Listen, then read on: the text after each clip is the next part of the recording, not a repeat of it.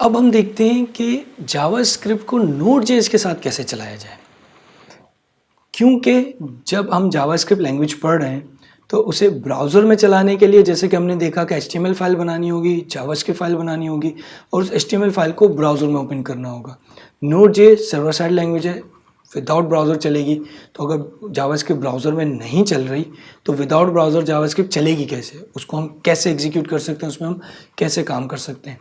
इस चीज़ को देखने के लिए हम नोड.जेएस जो कि हम इंस्टॉल कर चुके हैं उसकी एग्जांपल देखते हैं कि वो किस तरीके से एग्जीक्यूट होगी। सबसे पहले मैं इसी फोल्डर में एक टर्मिनल ओपन कर लिया मैंने। यहाँ पर अब नोड.जेएस इंस्टॉल है या नहीं है इसको देखने के लिए नोड -v लिखें। ये बता रहे हैं नोड का वर्जन 10.13 इस वक्त इंस्टॉल है। तो नोड इंस्टॉल है आपके सिस्टम में। अब नोड.जेएस सर्वर साइड लैंग्वेज है, विदाउट ब्राउज़र चल सकती है। तो इस वक्त बेनिफिट ये है कि अगर मैं सिर्फ डायरेक्ट यहाँ पे नोड लिख के इंटर करूँ तो एक देखें ग्रेटर देन का साइन बन गया है। अब यहाँ से जावास्क्रिप्ट की स्क्रिप्ट स्टार्ट हो गई। यहाँ पर आप जावास्क्रिप्ट लिख सकते हैं और वो एग्जीक्यूट होगी। फॉर एग्जांपल मैंने लिखा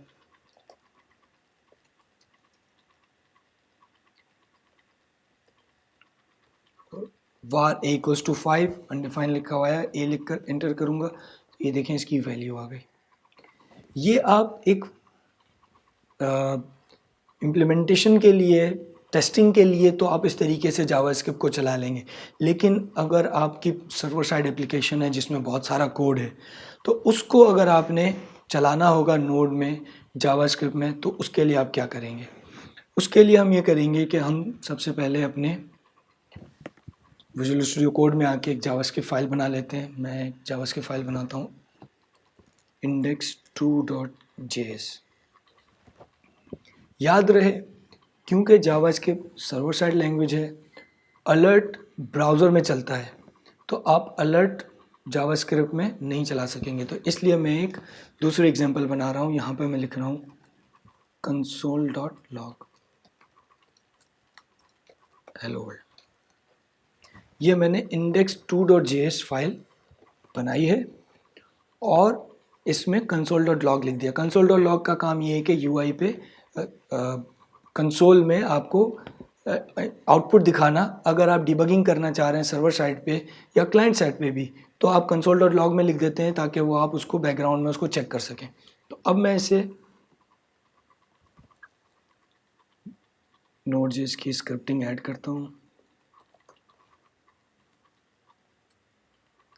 और यहाँ पे आके लिखूँगा मैं, पहले चेक करते हैं नोड.जेएस node2.js यहीं पे मौजूद है। मैंने आके लिखा node space index2.js enter, hello world लिखा हुआ आ गया। तो अब अगर आपने अपनी जावास्क्रिप्ट की फाइल को नोड.जेएस में चलाना है, सर्वर साइड कोड के साथ चलाना है तो आप नोड स्पेस अपनी जावास्क्रिप्ट की फाइल का नाम लिखेंगे तो वो एग्जीक्यूट हो जाएगी। अच्छा, अब अगर मैं अपनी वो फाइल जिसमें मैंने अलर्ट लिखा था वो अगर नोड के साथ चलाऊं तो क्या होगा। नोड index.js एरर आ गया, अलर्ट इज नॉट डिफाइंड। यानी कि आप जो अलर्ट यूज़ कर रहे हैं, क्योंकि हमारे इंडेक्स फाइल में अलर्ट यूज़ हो रहा है, ये अलर्ट सर्वर साइड पे नहीं चल सकता क्योंकि UI नहीं है सर्वर पे, इसलिए इसने एरर दे दिया है। तो आप ऐसे फीचर्स जो सिर्फ ब्राउज़र में चल सकते हैं, सर्वर पे नहीं चल सकते, वो आप नोड.जेएस के साथ नहीं चला सकेंगे।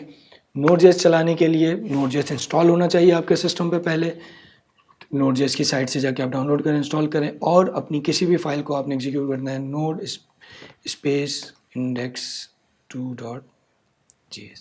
तो अब आप इसमें जो भी जावास्क्रिप्ट का कोड लिखेंगे वो एग्जीक्यूट हो जाएगा।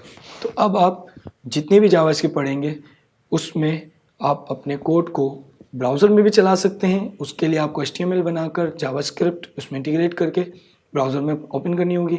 और अगर सर्वर साइड पे चलाना चाहते हैं तो नोड स्पेस index2.js इस तरीके से लिख के, या जो भी आपकी फ़ाइल की नाम है वो लिख कर एग्जीक्यूट करेंगे तो Node.js में आपकी जावास्क्रिप्ट चल जाएगी।